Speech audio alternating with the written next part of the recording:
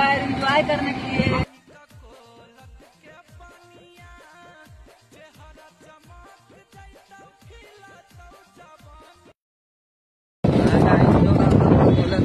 पहाड़ के देखो तोरा सीन गे मस्ती में कटतौ रानी हंसी खुशी दिन गे जंगल में कुछ करनी नहीं जंगल पहाड़ के देखो तोरा सीन गे मस्ती में कटतौ रानी हंसी खुशी दिन गे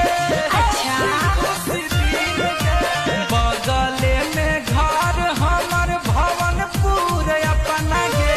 अमनल बेला गुंजन सिंह पुराई तोर सपना गे चल बिहार नवादा घुमैब चल बिहार नवादा घुमैब पूरा कसलत के झरना गे